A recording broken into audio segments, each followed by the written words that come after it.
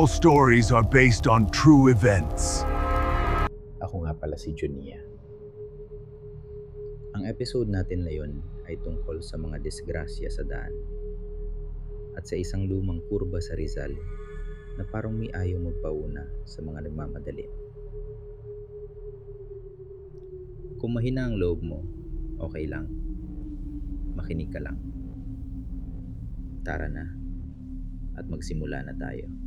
Ang kwento na ito galing sa isang lalaki na matagal nang naghahakot ng mga sasakyang na aksidente sa madaling araw.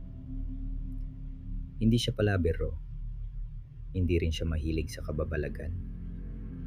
Para sa kanya, karamihan na aksidente sa daan may tatlong dahilan lang: pagod, bilis, at maling desisyon. Ang pangalan niya ay Benjo, 38 anyos, flatbed recovery driver. Sanay sa sira na bakal, putok na radiator, at mga sasakyang iniwan sa gilid ng ulan. Martes na madaling araw yon, alas 2:17. May ambon. Hindi malakas ang ulan, pero sapat para maging madulas ang kalsada at magmukhang salamin ang bawat ilaw. Katatapos lang ni Benjo sa isang pickup na nasiraan sa may taytayan ng kalsada. Pauwi na sana siya sa garahe nang tumunog ang hands-free unit sa truck. May pumasok na tawag. Mahina ang signal. Basag ang audio. Pero malinaw ang isang boses ng babae. "Boss, may sedan sa kilometer 17. Delikado ang pwesto." Pagkatapos, naputol. Walang pangalan. Walang callback number sa screen. Pero ang location, sapat na para umikot siya pabalik. Alam ni Benjo ang kilometer 17. Lumang bypass road sa Rizal. May isang pababang bahagi, tapos blind curve na mabilis pasukin ng mga sanay. Sa umaga, ordinaryo lang. Pero pag madaling araw at basa ang daan, ibang usapan na.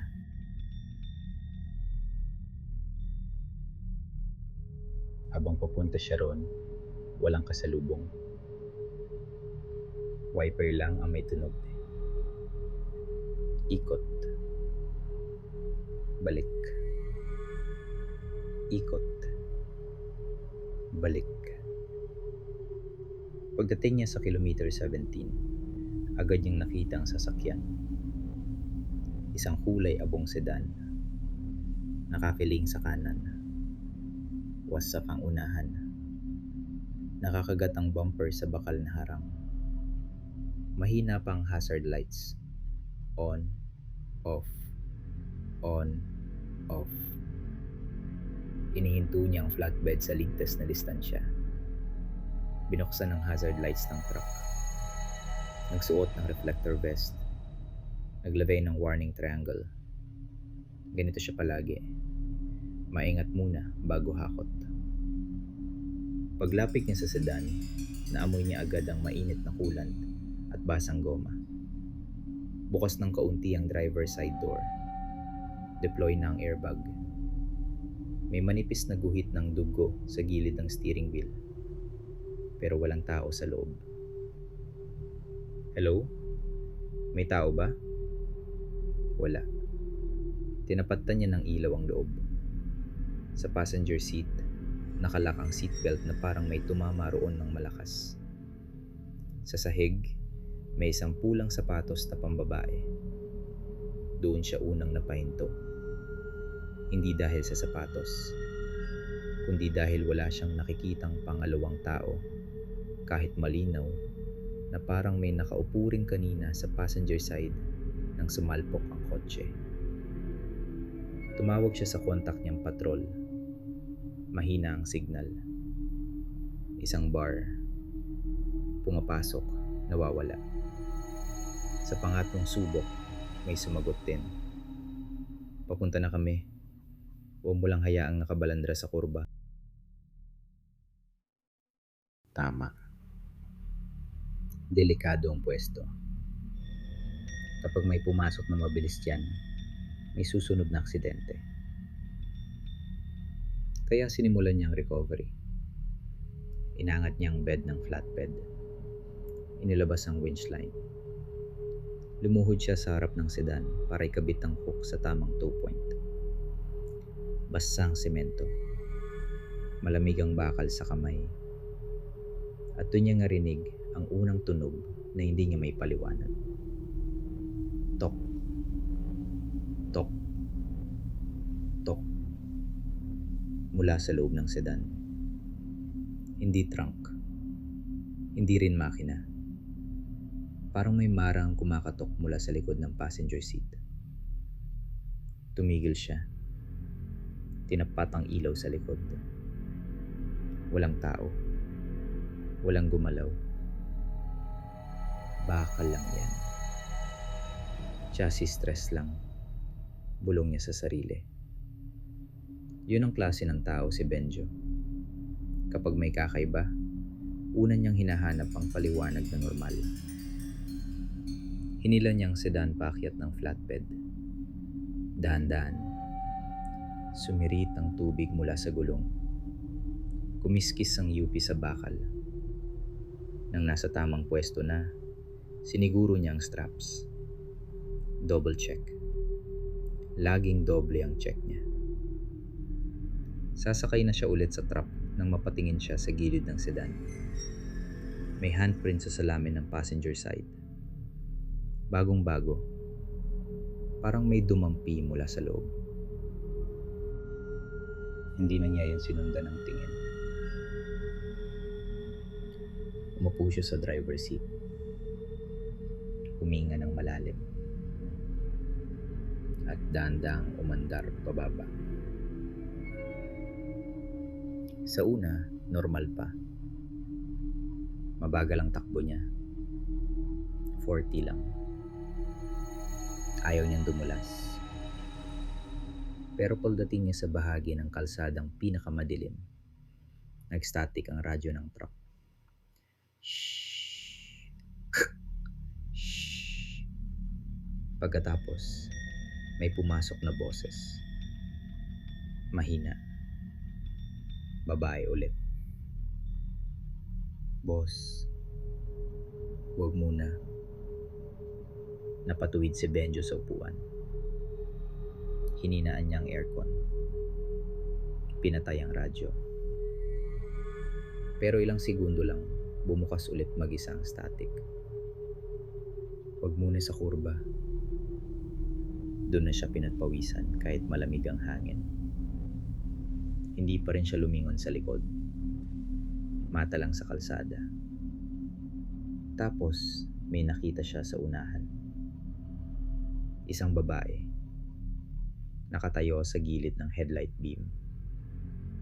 Hindi naglalakad. Hindi tumatakbo. Nakatayo lang. Basang puting damit. Mahabang buhok na nakatakip sa muka. At isang paa lang ang may pulang sapatos. Hindi siya tumawid. Hindi rin siya lumapit. Inangat lang niya ang kamay niya. Isang simpleng hudyat na huminto. At huminto si Benjo. Malakas ang preno. Kumadyot ang truck. Kumalembang ang mga kadena sa likod. Nang tumigil siya ng tuluyan, nawala ang babae. At sa mismong segundo ring yon, may umatungal na busina mula sa unahan ng kurba. Isang cargo truck ang biglang bumulusok palabas. Masyadong mabilis. Masyadong basang daan. Kita niyang wala ng kapit ang gulong. Kumayad ang metal sa harang. Sumayaw ang trailer. At tumaan yun sa linya na sanay tinatahak na niya kung hindi siya huminto. Isang segundo. 2 segundo. Yun lang ang pagitan niya sa pagkadurog. Hindi siya agad nakagalaw. Ang naririnig lang niya ay ang makina ng truck ang ulan sa bubong at ang tibok ng sarili niyang dibdib. Pagkaraan ng ilang minuto, dumating ang patrol at rescue. May gulo sa unahan. Totoo ang runaway truck. Totoo na nawalan yun ng preno sa basang kurba. Totoo na kung umabante pa si Benjo, damay siya roon. Habang inaasikaso ang daan, sinilip din ng isang pulis ang sedan sa flatbed. Na-trace nila ang plate number. Ang may-ari, isang lalaking taga-Cainta. Na-contact din pagkaraan. Sugatan pero buhay. Ayon sa kanya, siya lang mag-isa sa kotse. Doon tumahimik si Benjo. Kasi malinaw sa kanya ang tatlong bagay. Ang passenger seatbelt, ang pulang sapatos, at ang babaeng nagpahinto sa kanya bago dumating ang truck. Habang nag-uusap ang mga pulis, may isang matandang responder na nakarinig sa kanila. Matagal na raw siyang naka-assign sa area na yon.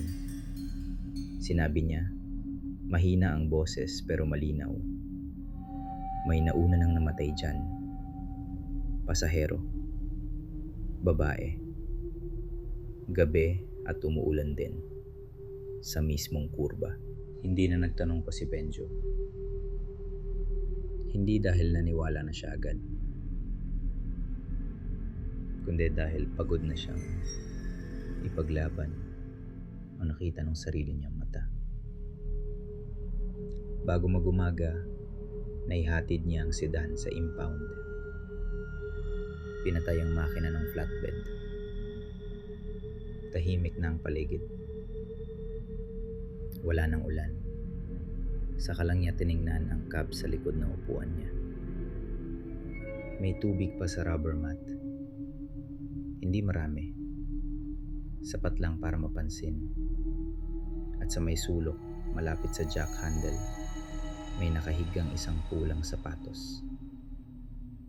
Hindi yan galing sa impound. Hindi rin yun naroon bago siya bumiyahe. Hinawakan niya yon gamit ang dalawang daliri. Malamig at basa. Mula noon, may isang bagay na binago si Benjo. Hindi na siya humahataw sa mga blind curve kahit kabisado pa niyang daan. Hindi na niya minamaliit ang mga maliit na altar sa gilid ng kalsada. At kapag ang gabi ay sobrang tahimik at ang ulan ay sobrang pino at may pakiramdam siyang may gustong magpahinto sa kanya, humihinto siya. Dahil hindi lahat ng warning sa daan ay galing sa ilaw, sa busina, o sa signboard. Minsan, nanggagaling yon sa isang taong hindi na nakauwi. Pero ayaw ka pang sumunod. Ako si Junia. At kung mapadaan ka man sa isang kurba na parang ayaw kang palampasin, huwag mong ipilit ang bilis mo. Baka may nakita na ang gabi na hindi mo pa nakikita. Magandang gabi.